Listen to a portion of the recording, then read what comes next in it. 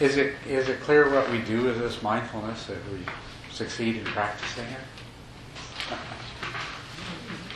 Is it clear what we do with this mindfulness if we succeed in having it?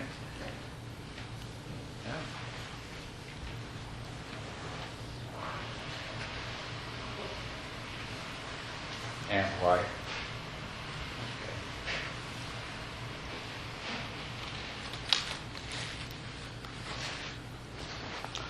If you look on page 10, let's just look together at another one of these teachings.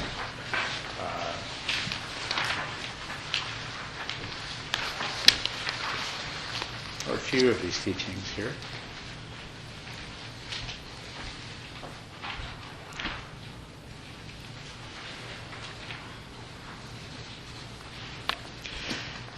You know, as a layperson, a very important part of your life and your practice is all the other people that you are in contact with, that you associate with. And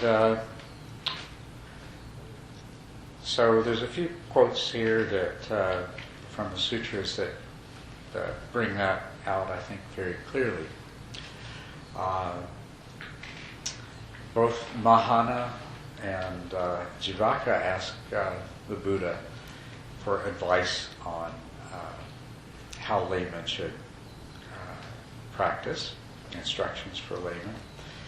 And he said they should go for refuge, keep the precepts, and in addition to that, they should be actively engaged in the welfare of others.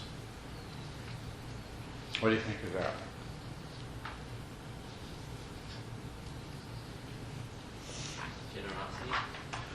Generosity takes many different forms. Generosity is certainly one way of being engaged in the welfare of others. You can be generous with our time. You can assist people in various ways, listen to their problems, help them in ways that they need help. You can be generous with money and material objects. There's many different ways of being generous.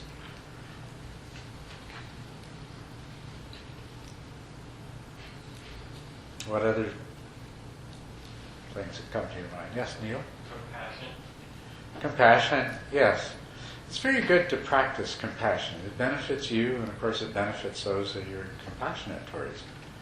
And one thing about this world, it's certainly filled with enough suffering. There's no shortage of opportunities to practice compassion, is there? And one of the precepts that we took this morning is to practice loving kindness and compassion. So, I think the one I find very important is consideration. Consideration, yes. Respecting somebody else's space, or, like my work with the 30 people working in, there's a lot of that locking, and it's a very frustrating thing for everybody, even though there's signs everywhere. Nobody has any consideration for anybody. Everybody does their own selfishness thing. And it makes everything go out of balance, and gets people upset. So that's one that I feel I'm always aware of, having consideration for other people's space. But consideration, compassion, generosity, all of these things are the opposites of selfishness.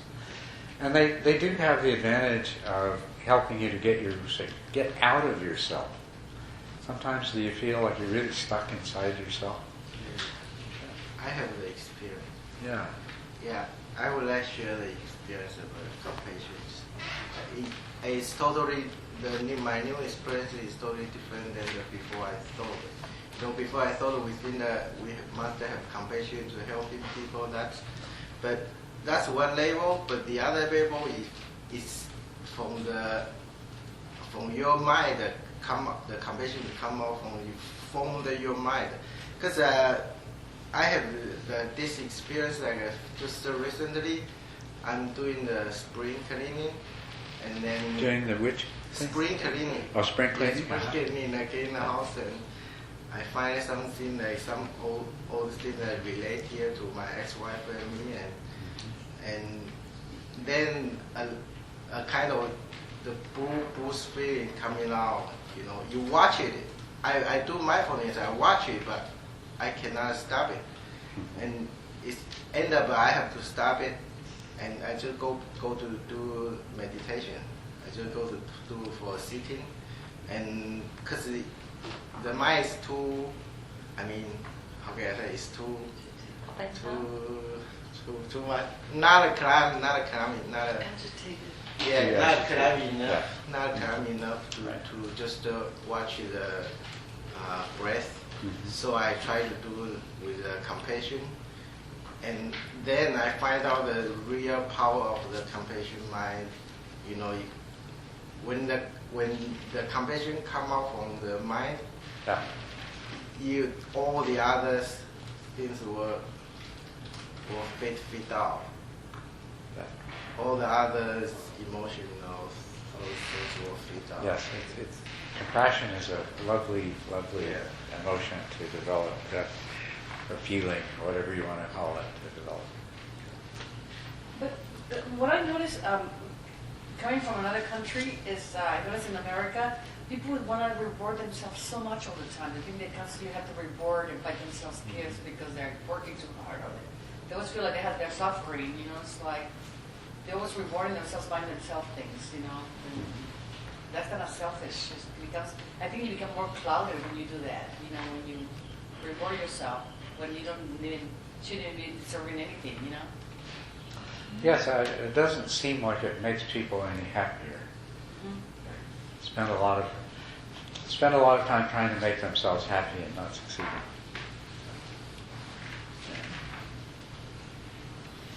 So being concerned with the welfare of others, that is a really important thing too. And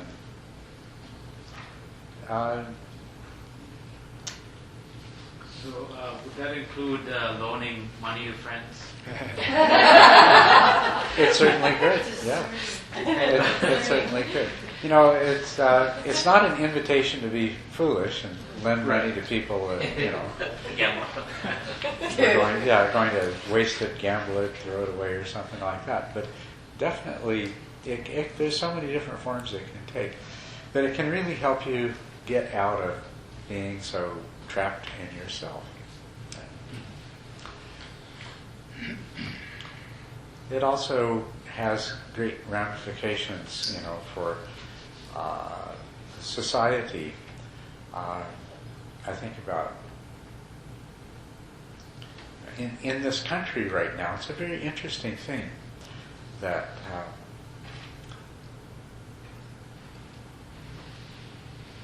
there is a resistance that people have to helping anyone else in any way. Anyone they see as being the idea that something's going to be taken away from them and given to somebody else. So they don't see that it's a form of generosity. They see this being some bad thing being done to them. You know, oh, we're going to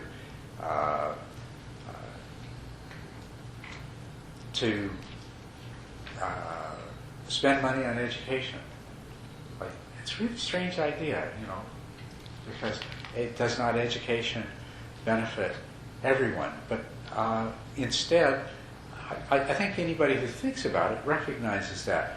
But there's a kind of blindness that, oh, somebody's going to take something away from me, and I'm not going to benefit. Now, I don't have any children. What do I care about education or something like that? I'm not sure of the attitudes, but there is this distinct tendency that we keep being confronted with of really profound selfishness and resistance, so that, you know, rather than being one people, one group of humanity, helping each other, supporting each other, we want to divide ourselves up into all these separate factions, and every faction is looking for its own benefit. And don't take anything away from me that's going to benefit somebody that doesn't belong to my group, or is not in my family, or that I don't have some stake in myself. So, yes? You know, sometimes I feel unpatriotic because, you know, the country, USA, is a group like that. Yeah.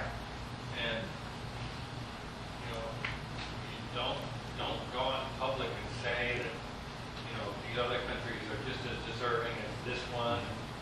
You know, it's patriotism and compassion are not really terribly compatible. I mean, it's favoring the group you're in, you know, in sort of a mindless way. The way it is a way that we expand our sense of self through a larger identification, patriotism.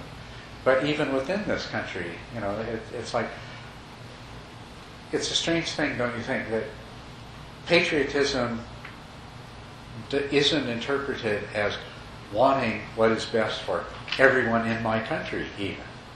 It's, you know, you're either my political party or that other nasty political party, or my race, or my region of the country, or my social economic group, or, you know, we're all divided up and we're against each other. So we haven't even got enough self-identity, coherent self-identity to be a patriotic whole as a country. So it's a strange thing. But, you know, I think that part of the practice of Buddhism is to be concerned about the welfare of others, and therefore, in a democratic country, there's all these choices to make, and you should, you know, a person who is practicing this path needs to ask, in terms of the things that they vote on and the people that they vote for and things like this. Is this an expression of Buddhist principles? Is this an expression of as it says here, for the welfare of others? Is this for the good? Is this for the benefit? Is this an act of generosity? Is this an expression of compassion? Or is this, or are these political views and ideas, are they expressions of selfishness? Are they expressions of grasping and exclusivity and so forth? That's an important part of it, of being a Buddhist layperson too. You know, you have to let everything you do become a part of practicing these virtues. It may involve difficult choices for people, but if you're serious about it, you have to take that at heart. Yes. So I think it also highlights that we have some power over our environment. We can influence the amount of suffering around us Yes. just by the choices we make in our lives. That's right. We have, we can, for example, if you buy products that are manufactured by child labor or under exploitive conditions, are you really keeping precepts of not harming? There's all kinds of choices you make. If you live in such a way, if you use products that contribute to the destruction of the environment or to creating more pollution and things like that, these all have moral and ethical consequences that are part of your practice. What's really interesting, though, is if you are keeping the precepts and if you're doing these practices, what they make you look at is your attachment and your selfishness. Because the problem is that people don't look. As a matter of fact, issues are presented in such a way that they have all kinds of justifications so that a person can take a stand that completely disguises the selfishness of the stand. And you have to look beyond that. You have to look inside yourself. And when you practice generosity, it's a way of overcoming your attachment to yourself. It's a way of overcoming your own greed and grasping. When you practice patience, it's a way of overcoming your own aversions and hatreds and sense of separatism and things like that. So the reason that we practice these things is to is to become aware of this. When you practice generosity, you become aware of your attachment, because you give away something that, whether it's money or whether it's your time or anything else, you're giving away something that you hold to be precious and of value. And this causes you to confront selfishness and grasping in yourself. This gives you an opportunity to look at it and examine it whenever it comes up. And this is a very important thing to do. So in absolutely everything we do, every interaction we have, the things that we support, the things that we don't support, politically, the products we buy, the way we live, all the different aspects of our lifestyle, they're all reflections of these same kinds of choices. And as I said earlier today, the situation the world is in is due to people being motivated by selfishness and by greed and by aversion and hatred. And so it's you are either going to be a part of the problem and then reinforce your own attachments that are responsible for whatever dissatisfaction you experience in life as it is, or else you're going to take a different kind of action. You're going to transform yourself internally, and you're going to take actions which will contribute to a more positive direction of things. Let's look at the next thing on here. What happened when Mahanama, the Sakyan, asked the Buddha for some more advice. The first part of this here, the Buddha replied that first they should become aroused to practice and become established in the 5 qualities of conviction, persistence, mindfulness, concentration, and discernment. And conviction comes from studying, learning about the Dharma from skilled teachers, and from associating with good companions who are also practicing the Dharma. If you have conviction that this Dharma leads to a genuine result and you can attain that result, then this gives rise to persistence.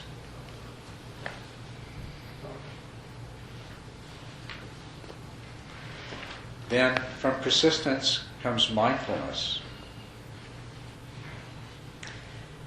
And from mindfulness comes concentration.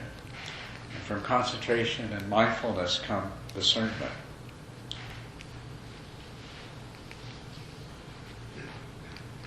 So these are 5 qualities to be cultivated and developed, and we've talked about this to some extent. Then he goes on to say, once these 5 qualities are established, the Buddha advised Mahanama to develop 6 further qualities. In every situation with which a person is confronted in daily life, but most especially in those difficult situations that we encounter from time to time, he should practice recollection of the Buddha, asking oneself how the Buddha, who is consummate in knowledge and conduct and expert with regard to the world and unexcelled as a teacher, would respond. What does this suggest to you in your difficult interactions with people?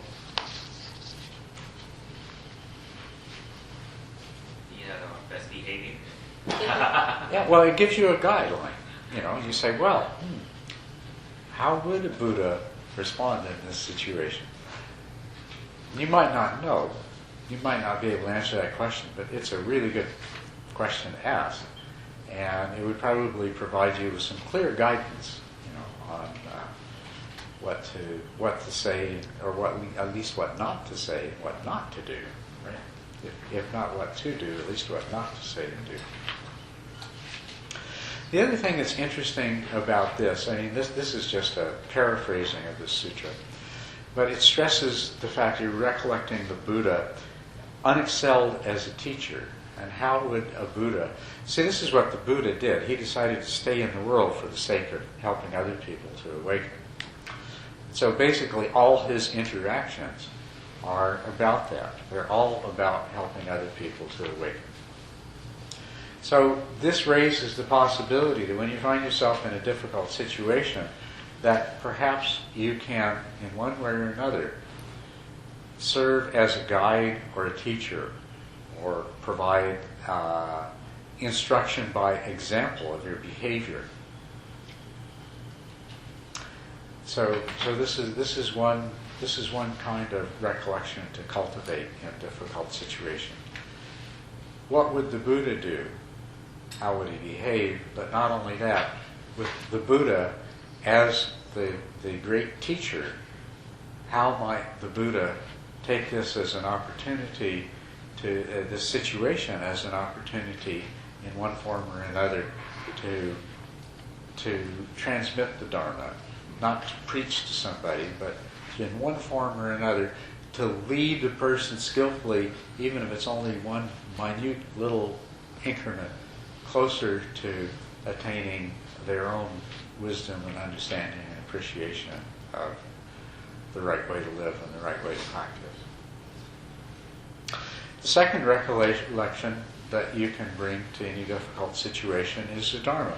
What do you know that the Dharma specifically tells you about how you might behave in a situation like this? Not that the Dharma is full of a lot of examples that when so-and-so comes and says something to you like so-and-so, this is what you're supposed to do, because the Dharma doesn't.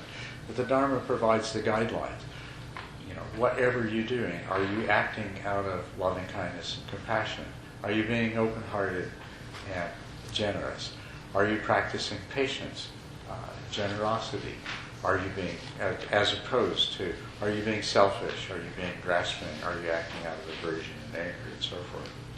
So you can ask in each situation what it is that the Dharma offers you as a guideline for how to behave. One should also practice recollection of the Sangha, those who have practiced well and masterfully, asking as before how they would behave in this situation, what advice they would give to you. Can you see how these would all be really helpful in finding a proper way to respond to a difficult situation? And he goes on to say one should also practice recollection of one's own virtue, which has been carefully cultivated over time. It is praiseworthy and is to be preserved untarnished. This can be very helpful if you're in a situation where you're strongly tempted to behave in a way that would not be consistent with keeping precepts, that would be not consistent with the values that you've adopted. If you have made a commitment and you have been working to keep precepts, if you have been practicing mindfulness, you have cultivated something that is valuable, it's worth preserving. And you have to ask yourself in the face of that temptation, am I willing to sacrifice the work I've already done on myself, the good karma I've already created, the way I've already conditioned myself in a positive and wholesome manner? Am I willing to give that up in this moment?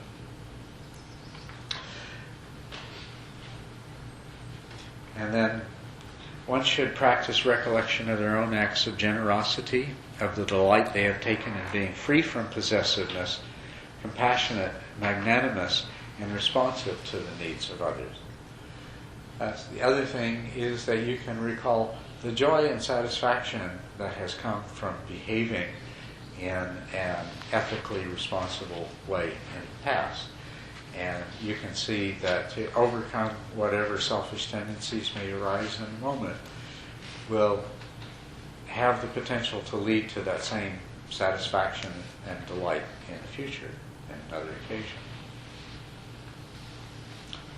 And finally, one should recollect that the qualities of conviction, virtue, learning, generosity, and discernment with which the devas are endowed had its origin in human life, and that those same qualities are present in oneself as well. Recollecting in this way, a person's mind will not be overcome by passions, aversions, or deluded thinking. He or she will gain a sense of the goal, a sense of the Dharma, and the joy connected with the Dhamma. And then here's an interesting payoff.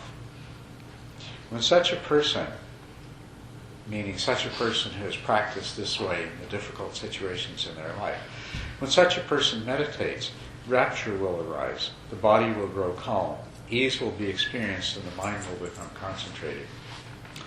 This is an interesting thing in the progress of meditation. There's a certain state that you reach just when the full benefits of meditative joy and tranquility and equanimity arise, that you can get stuck, and these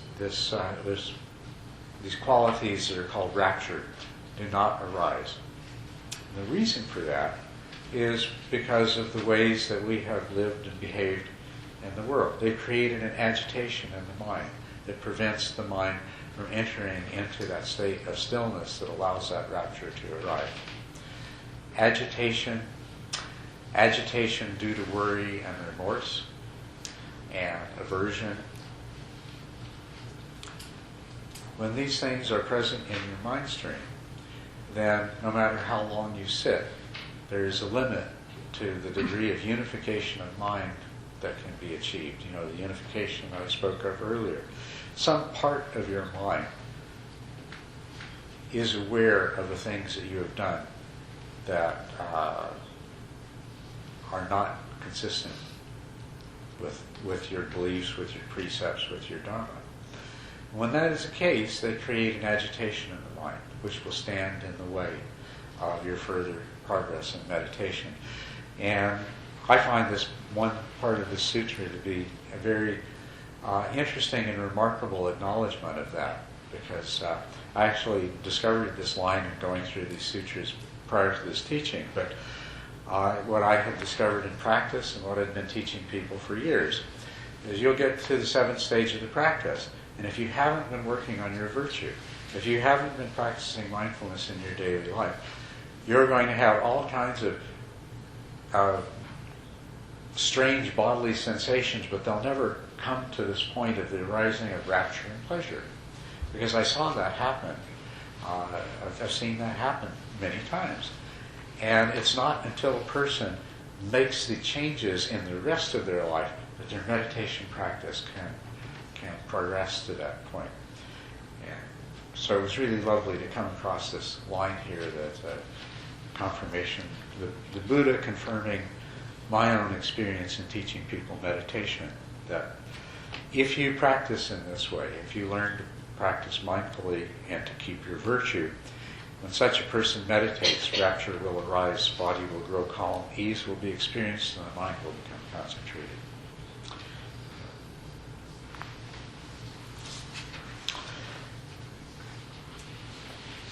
And so the Buddha said of these practices, Mahanama, you should develop these recollections while you are walking, while you are standing, while you are sitting, while you are lying down, while you are busy at work, while you are resting in your house crowded with children.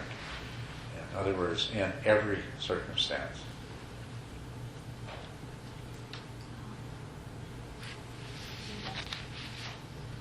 Yes? I have a question. When this paragraph we read and discuss so far, I certainly see that for cognitive or behavior point, we behavior this way at a certain time to become a part of us, okay? And we practice generosity, the activity, and we become that. Yeah. But Jesse also mentioned that one part is that beside the behavior, cognitive, and that like a good virtue, we try to fit it.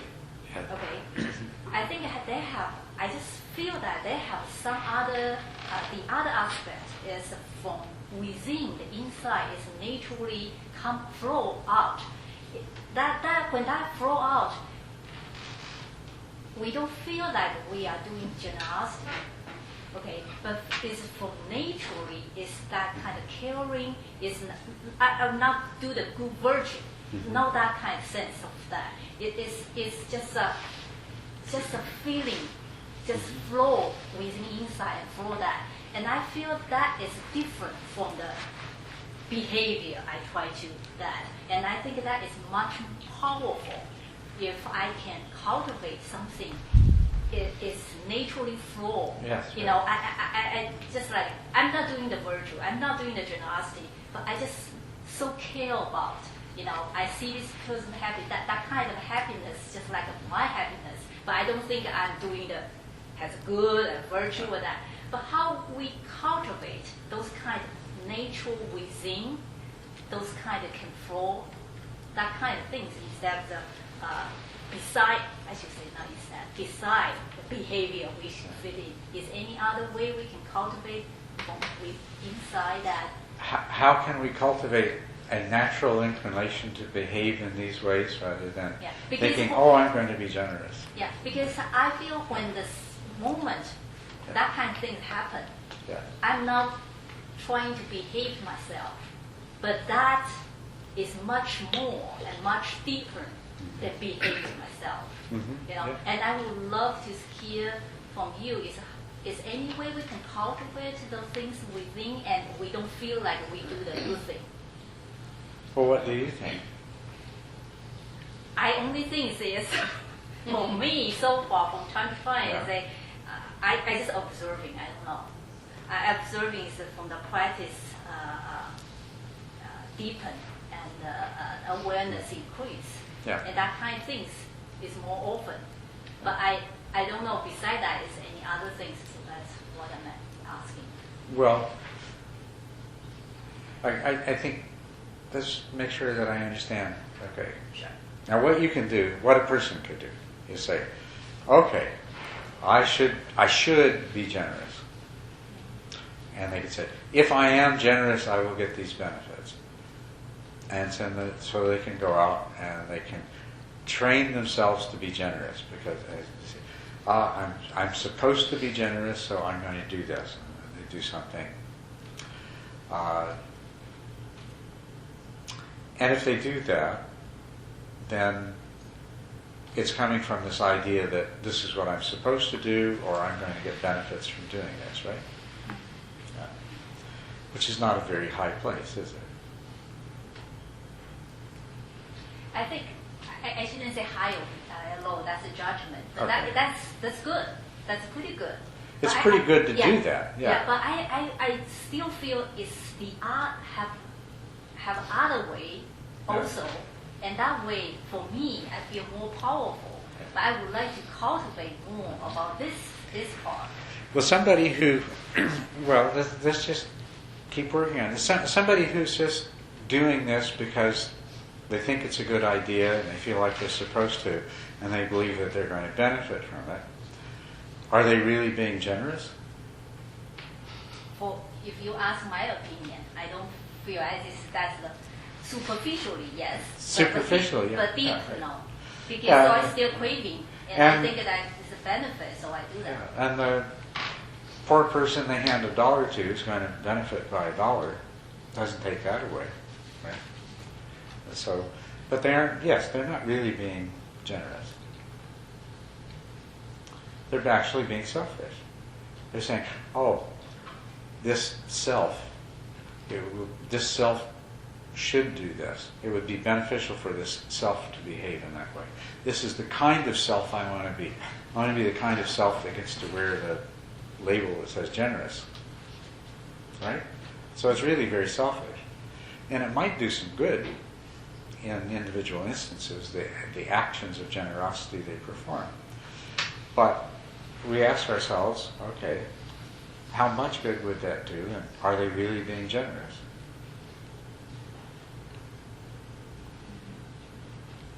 They're not really, are they? That isn't really what generosity means. Doing something labeled generous because it's going to make ourselves feel better about ourselves is not really being generous. So should you withhold that generosity because your motives aren't pure? I don't know, because as a matter of fact, practicing that generosity in any form is is going to be a step in the right direction. But it's definitely, at that point, you're not being generous. At that point, you're using, it's more like you're engaged in a transaction. The merit. I'll give this so that I gain this merit back. It's a kind of merit. It's a label, even if nobody else knows.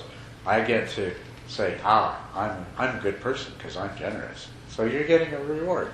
It's a transaction.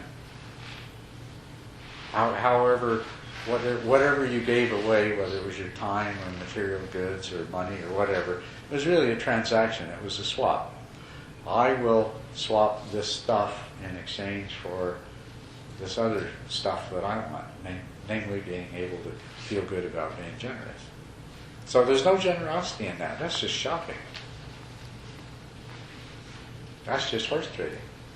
How do you deal, like he said, when you help your friend and you try to help them out of your heart because you see they're in need and everything, and then your friend ends up stealing from you even after you gave them something, then my friend ended up robbing me. How do you deal with that anger? This happened to me last week, and you're bringing this whole thing up. And how do you deal with that? Maybe my Buddhist belief tells me to walk away and just he became selfish because I don't need, and then I'm thinking my human side is very angry. I want to go to the police and report what they stole from me. And it's like I really don't want to do that, but it's like it upsets me because the two men took advantage of me because I'm a girl and they see me being kind. They just ended up robbing me. How do I deal with that anger? I literally got sick when I found out what happened because I hate those kind of confrontations. It's just. It shocked me that they took advantage of me like that after I shared my food with them and helped them financially, and they ended up stealing from me. How do you deal with that kind of anger? How did your anger affect you? I went home and I was very sick. Now when I have confrontations with someone, I literally get sick. Right, I'm sick the whole night. And how did your anger affect them? My friend would not even look at my face. He just kept walking away from me, and it didn't affect me the fact that they robbed me. It affected me the fact that they lied to me. It's like I was so open to them, and I brought them to my house, and it hurt me the fact that they lied to me, that they disappointed me as human beings after I was so open to them and I was kind to them. I don't know how to deal with this anger. I mean, it's just I just keep trying to get away from it, but my ego and the fact that I'm by myself, it makes me want to fight these two guys with the police, and it's almost something I don't want to get into, but I don't know how to deal with this anger. It's like, do I just let it go? Can you just let it go? I can let it go, but I'm upset at them because I just... Doesn't sound like you can just let it go. I could let it go if I really work on it, Maybe you could suppress it, push it away. No, it's just financial stuff, so money for me is just like... No, you've already let go of the money. I mean, the anger. Yeah. Can you let go of The the anger? disappointment.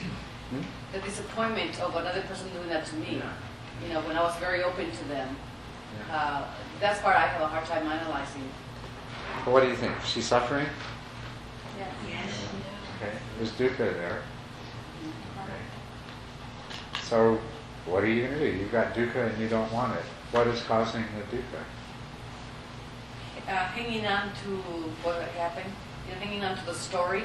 The story, yeah, exactly, yeah. Hanging on to the past. And you wanted the story to be different, right? Mm-hmm. So, well, any suggestions?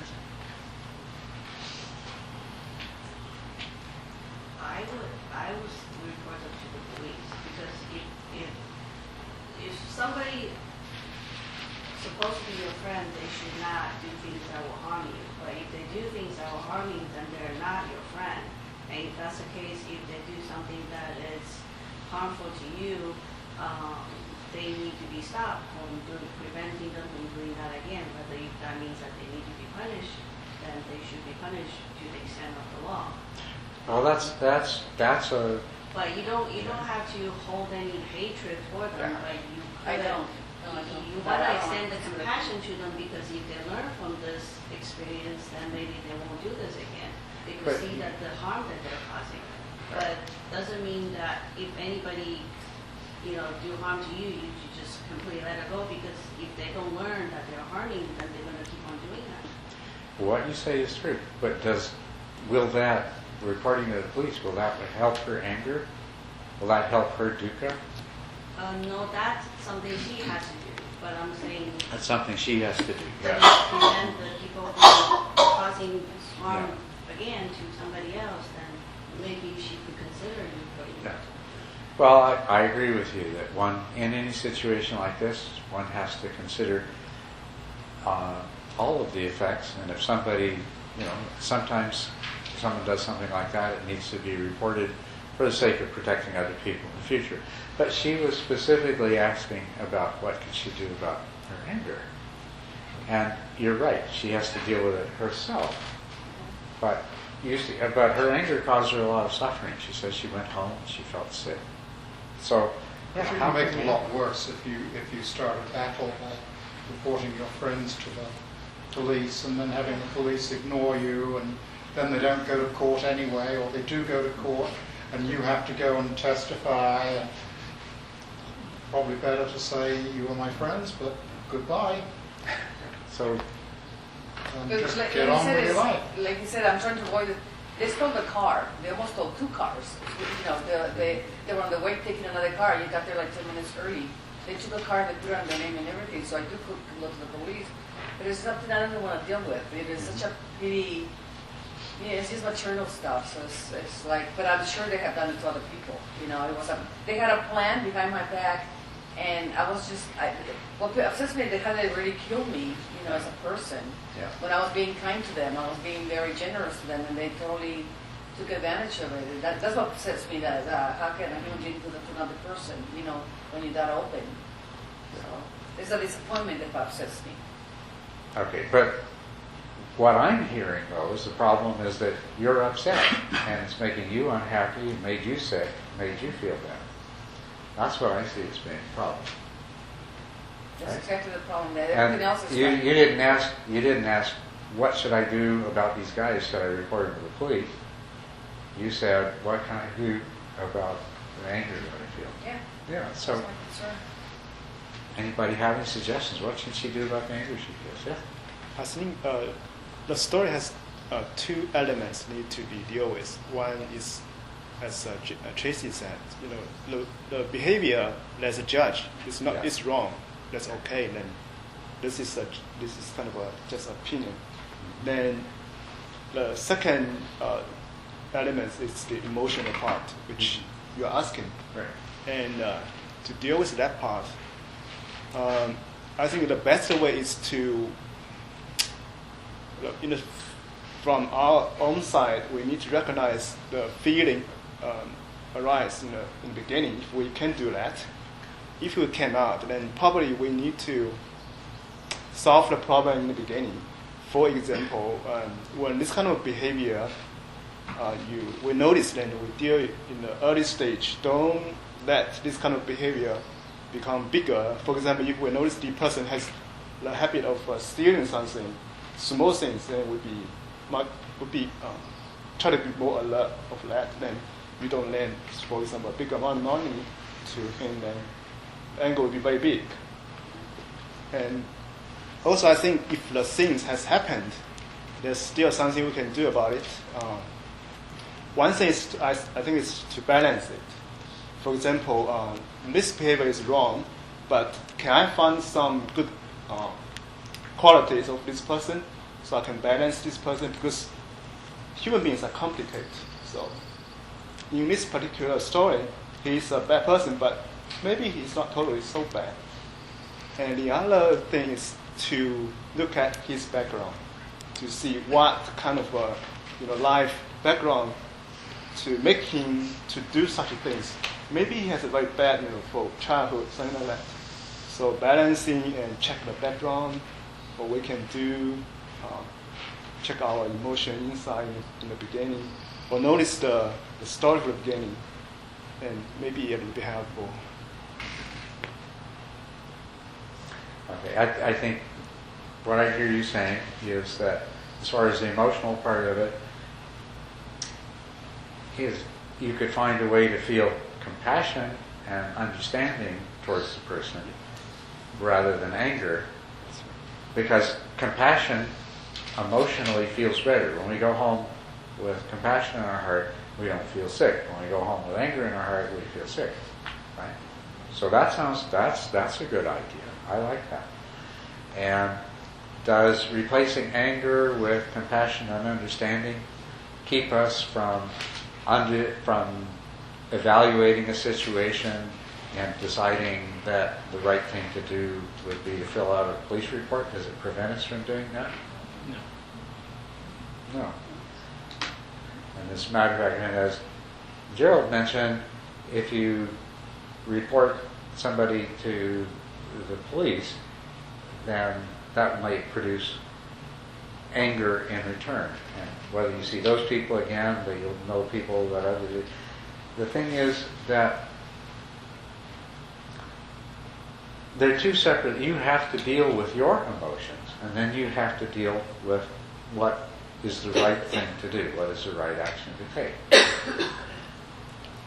If you take a particular action, that may lead to another set of events, which in turn produces another set of emotions, and then you'll have to deal with them again.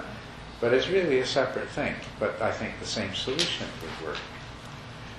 And exactly what the Buddha suggested that you do is when you feel anger, you try to replace it with compassion, patience, understanding. Right? And if you can succeed in doing that, then you will have solved your problem. Whatever they stole from you is still gone. Whatever trust you put in them has still been betrayed. None of that has changed, but the pain in your heart is gone. And that was what you originally asked for, right? How to get rid of the pain in your heart. If you replace anger with positive feelings, then you will solve their problem. And it won't keep you from saying, deciding what is the right course of action and pursuing the right course of action. It'll also give you the tools to work with. If you choose a course of action that leads to anger being directed at you, then it will give you the same kind of tools to deal with. So you can deal with the consequences more easily. Yeah. Can I just add something to what I said earlier? Yes. One thing that I found that will not be helpful is to keep thinking back and remind and replay the scene in your head over and over, because every time when you do that, you're reliving the pain, you're reliving the suffering, and that does not help the problem. What would help is to think, well, what can I do to replace it with something that's more wholesome? So a lot of times I also have my own experience, and also people that I know that when they get upset, they constantly, when they tell people a story, they tell somebody that this was what happened, they are reliving that suffering all over again. So if you could just not suffer from that, then it helps you easier to move forward. That's very good. Thank you. That's wonderful. There are quite a few mental exercises that can be very helpful for the situation. We can think about the different possible circumstances this person is in, and the different possible outcome that this person will have. Like a person who is in this situation has a high probability of either being extremely desperate, like they have some kind of drug habit, or they're extraordinarily ignorant. And in either case, it's pitiable and something we can see that that in the long run they will have very, very poor consequences. If they violate the trust of people who are generous to them, chances are they won't earn a lot of good friends that they can count on in the long run, and they'll suffer a great deal of bad things from their misconducts. Eventually something will catch up to them. And there are various ways you can try to analyze this and see what kind of a background this person can have, what kind of outcome that they can have. It's easier to piece together a bigger picture. It's not, and the bigger picture will offer more insight into what is the bigger picture. Very good advice. Thank you. I don't want to keep you with my things and advice really bad. Yes. This is touching that. You wanted to say something about this? Yes. Yes, I want to ask a question, in fact, to you. About this? Yes, about Okay. this. Okay. For example, this case. Okay.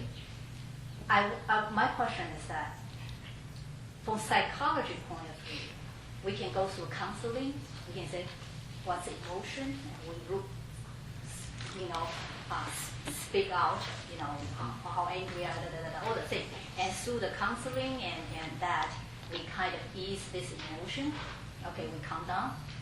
Okay, or we find out more what's the background, in the past, the pattern, all the things. That's the psychology counseling way.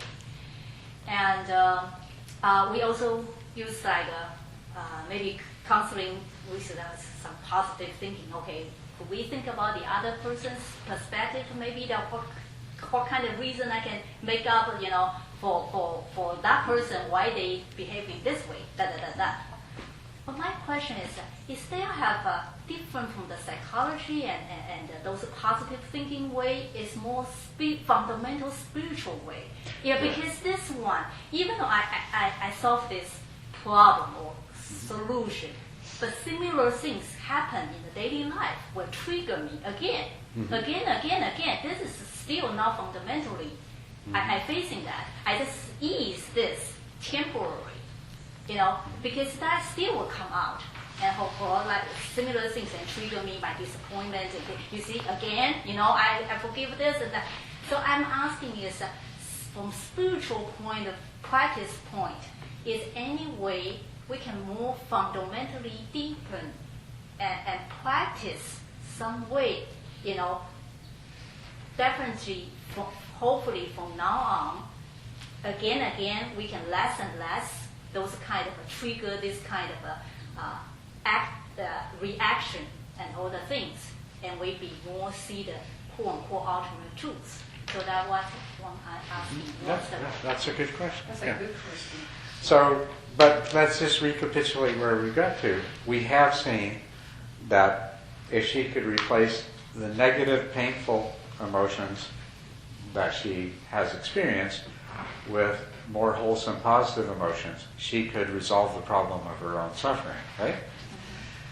And we've seen that the route to doing that would be through compassion and patience and understanding. Right? So we've seen that. So now your question is, okay, well that's fine, but is she going to have to do this over and over again every time something happens that makes her angry? And if it's difficult for her to find a grounds for compassion by looking at the person's life, does that mean that she has to go see a psychological counselor to help her work with it or something like that? The point is no, absolutely not. Because, let's go back, somebody did something to her. It doesn't matter what they did to her. Somebody did something to her that caused her grief. Okay? Now, no matter who did it, no matter where they're from, no matter they're rich or poor, doesn't matter. We don't need to know anything about it. There is grounds for compassion. We don't need to know their background to be compassionate. What's the grounds for compassion? Well, she is suffering because emotion, anger arises. And if she looks into that, she'll see that the suffering and the anger come from her ego. Right? It comes from her ego. Now, what is the only reason that somebody would do something that deliberately do something that causes suffering for someone else? Somebody did something to her that caused her to suffer. We don't even need to know what it is to ask the question, what would make somebody deliberately do something that causes somebody else suffering?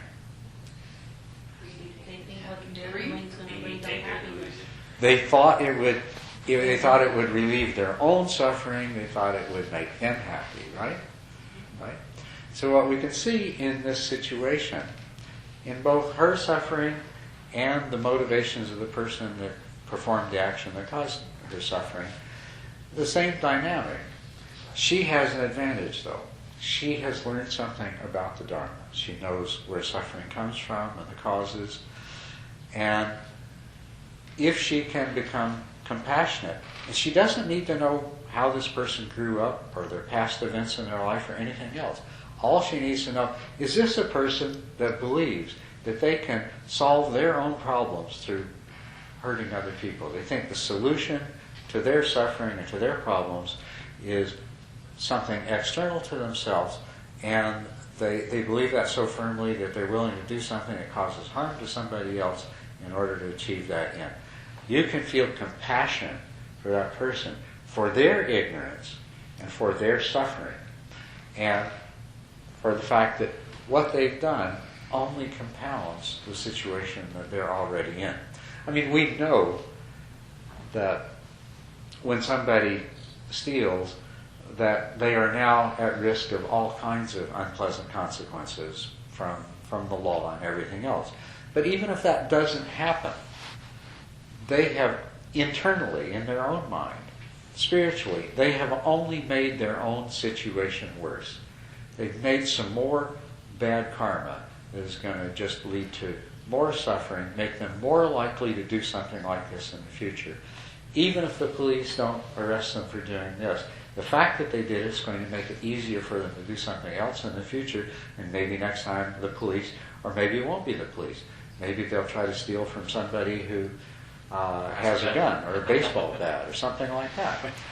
So the grounds for compassion are there, the grounds for understanding are there in every action. And this is what we're looking for.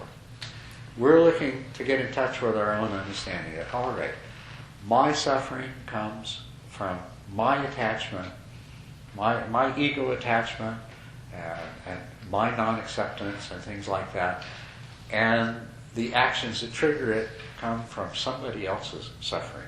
So what I can do is let go of my anger and instead feel compassion. And this heals me right away. And it creates good karma for me. Karma is conditioning. Now, I may have to do, if somebody does this to me again, I may have to go through the same process. But it should be easier because I've already done it once. And it may happen yet again, and that time it'll be easier still. And at some point it's going to be automatic that I don't suffer the kind of pain that I did before. Instead, I experience the compassion, and I still do whatever I need to do. Call the police or whatever it is. You see? Now I think that is a spiritual answer. But I'll point out something else. There's one more thing that she can do. She can not only create the good karma that will spare her suffering in the future if somebody does the same thing. And you got that part all right. She can create the good karma that will make her free in the future. Even if somebody steals from her, she won't have to suffer in the same way. She can do more than that, though. She can follow this advice in this little excerpt of a sutra at the top of page 10.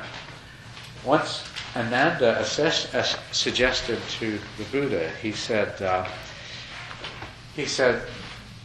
half of the holy life is good companions. Right, boss? And the Buddha said, don't say that, Ananda, don't say that. Good companions is the whole of the holy life. Because the other thing that you can do is you can say, look at the disturbance this has created in my life. Good, it gave me an opportunity to learn something. But do I need this? Do I need to associate with these kinds of people? If I associate with people, with good companions, with people of higher standards of ethics and morality, and better yet, if I spend my time in the company of people who are also studying the Dharma, I'm probably not going to encounter near as many of these kinds of situations, right? So that's another thing that she can do. Yeah. In the past, whenever I'll sit with somebody and then I examine their problem, and I feel like it's just a mirror image of myself. I have the fundamental same issues, except that it's on the same scale. It's just that it may be a little bit more minor, but the root cause of it is the same. So when I realize that, it's very easy to see that person not different than myself. And under different circumstance, without good principle, without good upbringing, it's easy for me to see that I can behave similarly foolishly, and then I'll suffer the very, very negative consequences of those unwholesome behavior. And it's really, really sad to see that. Yeah.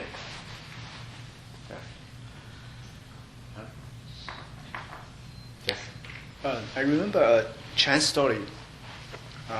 The monk has only few possessions, right? Like two sets of robes, and a thief stole his robe, and he came back to his small little cottage and found out, and he said, "Oh, I wish I can give this person the whole moon." My question is it if our mind in that kind of state, for example, is enlightened mind, is it possible that we even don't have all this kind of struggling even a little bit? It's just in such stage of consciousness, you just don't feel you are separate from the thief himself. Well, to be permanently in the state of not feeling separate is a state of awakening. That's the state of enlightenment. And then, yes, you could respond. Somebody steals your robes, you wish you could give them everything else. And that is a wonderful state of mind, and it is possible. That is the goal. That's what we're moving toward. And it is a reality too, because seeing ourselves as separate and being attached to it and getting into, well, you did this to me, so I'm going to do that to you and everything else. It's been tried.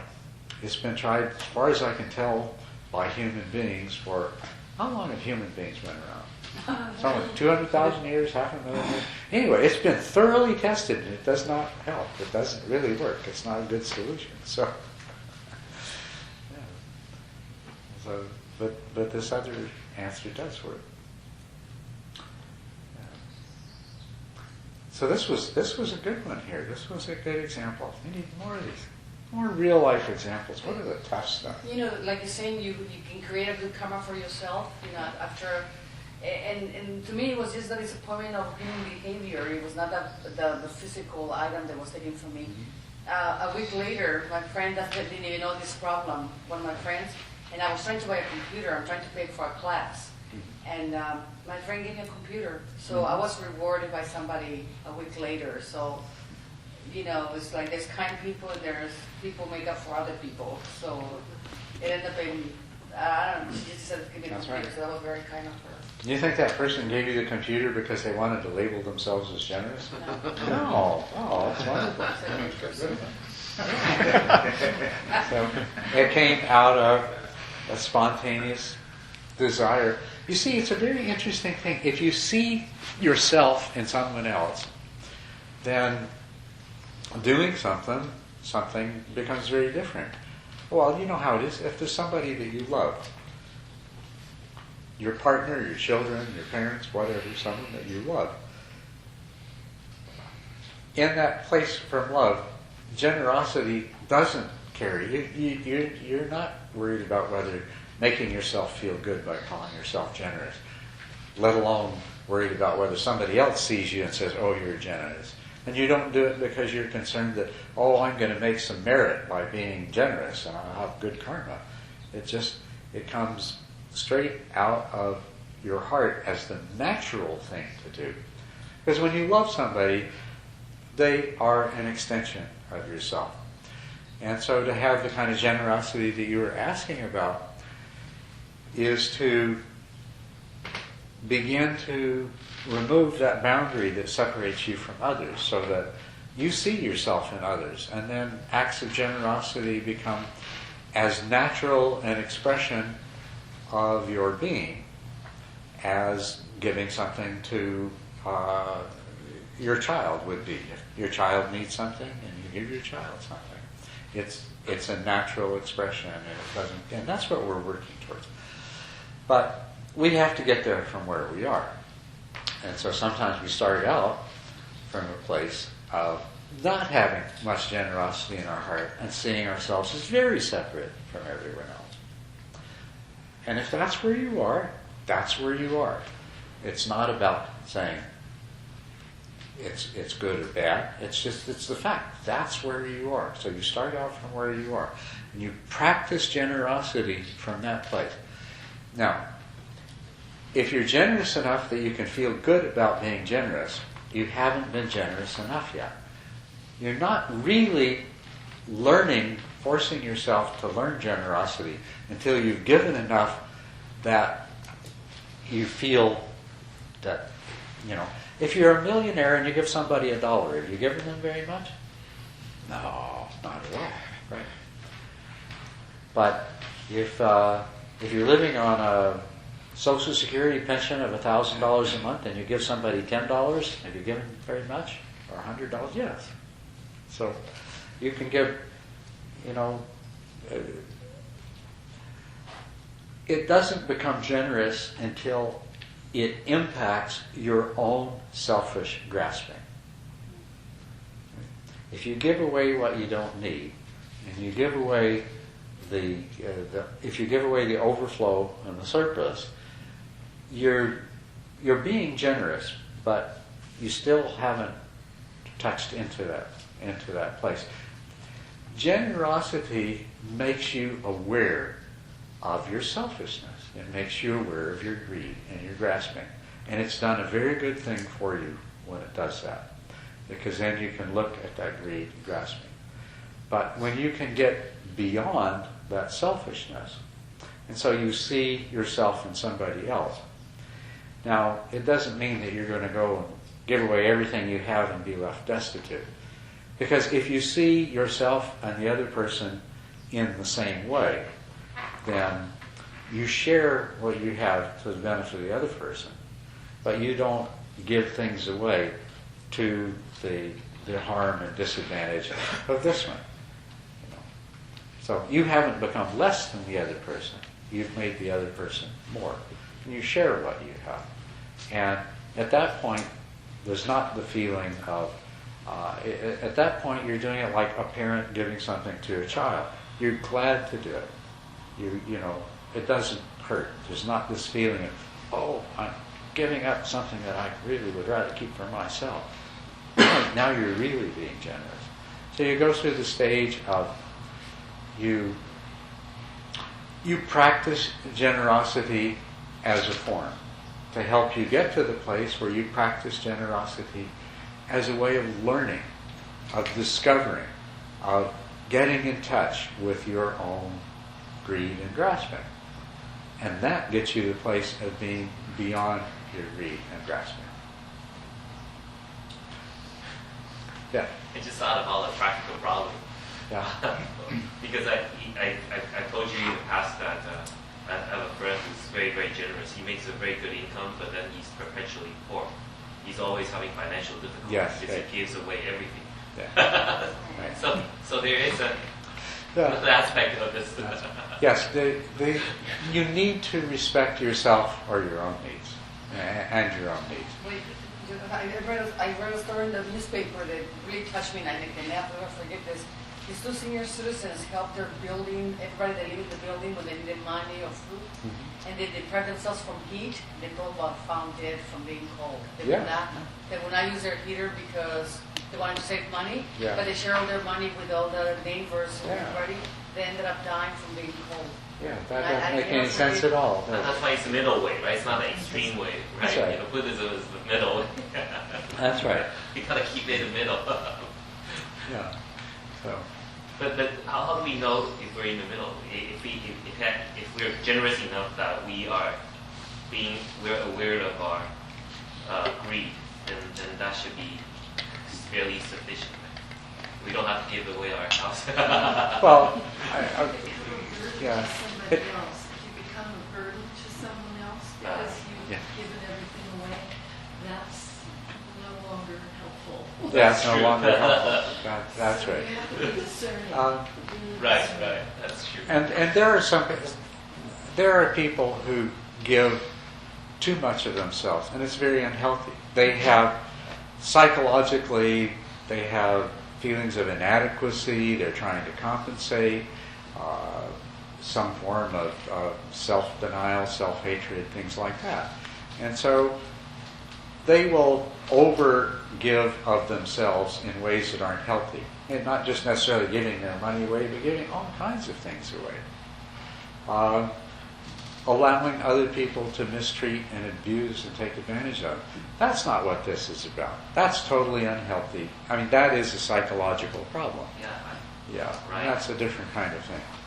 And the degree to which you practice generosity, the goal is to open your heart up. And I'm not saying that you have to experience an internal conflict because of your giving in order to say that you're giving enough. Because the point, enough is only what it takes for you to open your heart up, and so that the giving becomes free, becomes freely given, right? So you continue to respect yourself and your own needs. The purpose of generosity, the function of generosity as a practice, is to teach us about our own greed.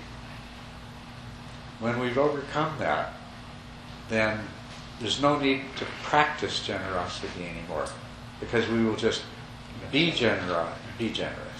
We will be generous, and we'll be appropriately generous. And it won't be complicated by any of our psychological confusion and things like that. And you don't even have to give so much that it hurts. All you have to do is give so much that you recognize that, oh, I'm really attached to this. I see. Because then you can focus on the attachment. Then you can say, okay, I see this part of myself, because that part of yourself likes to hide.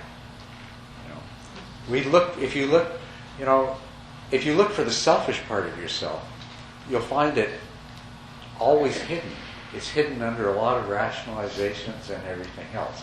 So all you're doing is something to blow all the camouflage out of the way so that you can see what's really there. Okay. I see. Yeah. Now I know where I'm really coming from. Yeah. Oh, I just was checking what, about 20 minutes. Yeah, we got it. We absolutely can't stay here past 4:30 or 4:30. That's right. We have to get out of here before they lock Unless the you want gate. to camp overnight. So, we do have a few more minutes, though, and we won't get into anything really long-winded. That limits me greatly. But Pardon me? anything else that I like these real life things. I like these situations that they get right down to it. How do we really practice this in real life? How do you know what is generosity and what is not? How do you deal with anger? And what do you do? Sort of a peripheral thing there was, if you find yourself, and I hope this isn't saying more than I should, but I know that you found yourself in a difficult situation with the people you associate with quite a few times. And when you find that happening, it's time to change the people that you associate with. It is. It's time to become involved with a sangha of people who have the same values and the same beliefs and have the same goals. If you spend your time as much as possible with people who are also practicing the path to awakening, practicing the Dharma, they're going to support you in the problems that still come up, but it's also going to reduce a lot of these other kinds of problems. It's taken me this long to learn that after you say that, because I don't feel people should be separated by money or race, and so I'm very open to all kinds of people. I'm very considerate to poor people, especially. I have a lot of very poor friends, and so I don't separate them to be close to me because of that. But you're right, you have to get to a certain point where you have to protect yourself more from being taken advantage of, and that's what she was saying. And how do you keep from having people to keep taking advantage of you because you like to help people out? You know, that's what Deborah was asking her. Well, and the thing that you do, don't think of it as, you don't even need to think of it as protecting yourself, because that's still, that's not quite touching the heart. The heart of it is that associate with the people that, it doesn't matter whether they're rich or poor, with the people that have love in their heart, with people that practice virtue, with the people that have the good, positive values that you want to cultivate in yourself. Because, you see, you'll have this effect on each other. Everyone around you is affected by you, and you are affected by everyone that's around you. So, if we come together and we share the same values, that will strengthen the values of every one of us. So you hang around with the people that have the same values as you, and you'll strengthen those values in them, and they'll strengthen them in you. And that's what you want to do. And money means nothing, because some of the kindest, generous, most loving people have nothing. And likewise, some of the people who are, no matter how much money they have, at heart they're still thieves. And they'll never stop being thieves. They had all the money in the world, they'd still be thieves in their heart. So you can't go by things like that. But when you spend time with people, you get to know their heart. And when you see that they resonate with you, then that's who you want to spend time with. When you see that they don't, then you don't spend time with them.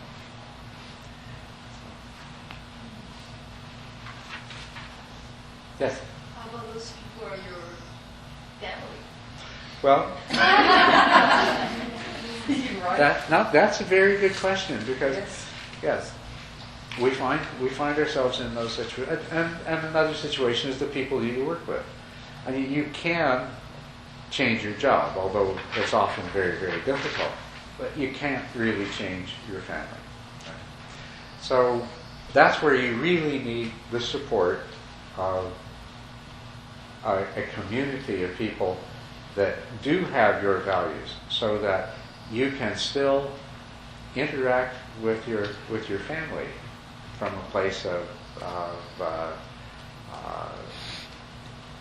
love, even though they may have very different values than you. And perhaps as you become skillful, you may be even able to help them to learn and understand. You can't choose your family, but you can choose your friends. And that's very important to do.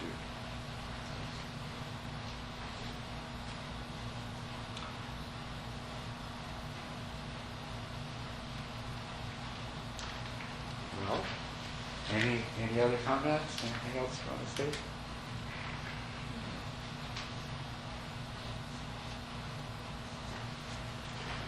Okay, well, I hope that this has been helpful to you, and it'll be very interesting to see where this goes tomorrow. So, once again, the same thing. Let's get into the real life situations, the nitty-gritty, the tough problems, and let's talk about them. We've probably covered just about all the theory that we need to, so it's time to get into the application of it, the serious application of it. Okay? So have a wonderful evening. We'll see you here tomorrow.